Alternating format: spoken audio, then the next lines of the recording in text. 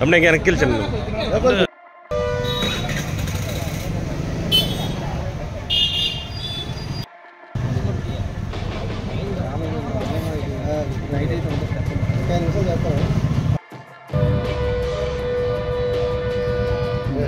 जल्दी रिप्लेस आए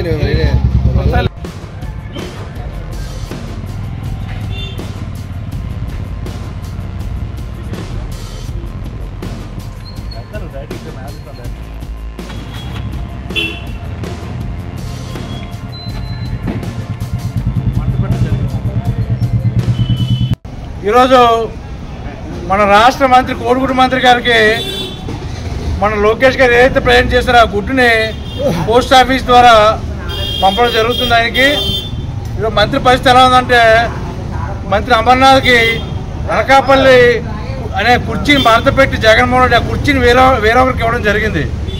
ఎప్పుడైతే ఆ కుర్చీని వేరొకరికి ఇచ్చారో మతి భ్రమించి ఫ్రస్ట్రేషన్లో ఏం మాట్లాడుతున్నాడో ఈ అమర్నాథ్ అర్థం కావట్లేదు. అమర్నాథ్కే ఈరోజు పిచ్చి పిచ్చి ప్రారంభాలన్నీ పేలుతా ఉన్నాడు. నేను పేపర్లో కూడా చూసా, మరొకసారి పూర్తిగా జగన్మోహన్ రెడ్డి అమర్నాథ్ కుర్చీ మడత పెట్టాడు.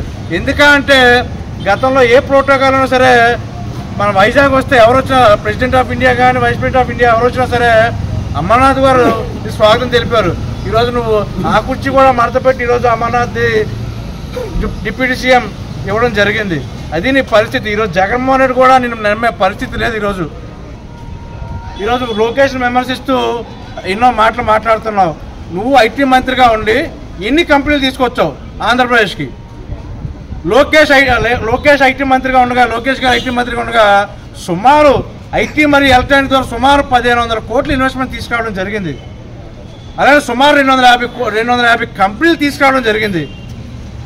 ఆయన స్థాయి ఫ్రెంకిల్ టెంపుల్టనో లేకపోతే హెచ్ఎస్బిసియో లేకపోతే కాంజియంటో స్థాయి అయితే నీ స్థాయి తాండ్రల కంపెనీ, అప్పడాల కంపెనీ, టమాటో కెచప్ కంపెనీ, బొబ్బట్ల కంపెనీ స్థాయి. నువ్వా ఆయన విమర్శించేది? వైజాగ్కే తలమూనకండి హెచ్ఎస్బి. నువ్వు మాట్లాడితే మా ప్రాంతం ఉత్తరాంధ్ర ప్రాంతం అని చెప్తూ ఉంటావే. వైజాగ్ తలమానికమైనటువంటి హెచ్ఎస్బిసి కంపెనీ మూసేస్తే తరలిపోతే నువ్వు కనీసం ఒక ఐటీ మంత్రిగా అయ్యండి ఏం చేసావు? అసలు కేవలం మీ జగన్మోహన్ రెడ్డి తీసుకొచ్చిన పాలసీల వల్ల ఈరోజు రాష్ట్రంలో ఉన్న ఐటీ కంపెనీలు కూడా వెనకపోతున్నాయి. నీకు దమ్ము ధైర్యం ఉంటే ఇప్పటికే మీ చర్చకు సిద్ధం. నీ టైంలో ఎన్ని ఐటీ కంపెనీలు వచ్చాయో, నారా లోకేష్ గారి టైంలో ఎన్ని కంపెనీలు వచ్చాయో మీ అందరూ కూడా చర్చించడానికి సిద్ధం. మధ్య భ్రమించి ఇప్పటికి కూడా జగన్మోహన్ మొన్న సాక్షాత్తు ముఖ్యమంత్రి గారు కుర్చీలో కూర్చోవాలి జగన్మోహన్ రెడ్డి కూడా కోపం వచ్చింటుంది. ఏమాత్రం ఉన్న కుర్చీని కూడా మడత పెట్టి అమర్నాథ్కి ఏం చేయని పరిస్థితి చేయడం వల్ల కుర్చీ మడత పెట్టాడు. మీ వాటాల పంపకంలో జగన్మోహన్ ఈ విశాఖపేట భూములో వచ్చిన వాటాలు సరిగ్గా పంచకపోవడం వల్లే జగన్మోహన్ రెడ్డి కుర్చీ మడత పెట్టడం జరిగింది. ఒక సాక్షాత్తు మంత్రి అయ్యిండు కూడా నీకు ఎక్కడ పోటీ చేస్తావో చెప్పలేని పరిస్థితి ఇది.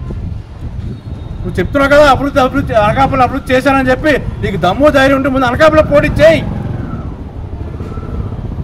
నువ్వు అనకాపల్లిలో పోటీ చేసి అప్పుడు చెప్పు నువ్వు అనకాపల్లి అభివృద్ధి చేసినట్టు.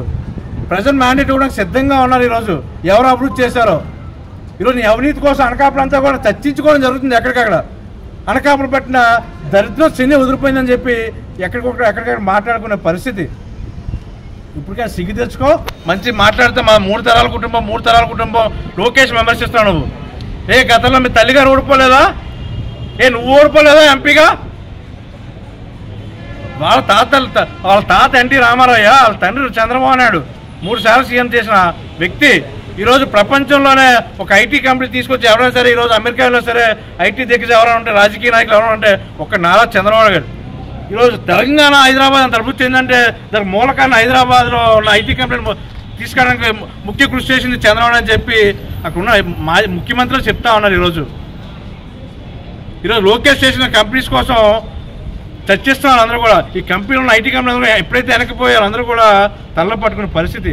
ఇప్పటికైనా బుద్ధి తెచ్చుకొని ఒళ్ళు దగ్గర పెట్టుకొని నోరు అదుపులో పెట్టుకుంటే కనీసం ఈ గౌరవాన్ని దక్కుతుంది. లేని పక్షంలో ప్రజలందరూ కూడా చరిత్రహీనంగా మిగిలిపోతామని తెలియజేస్తా ఉన్నా.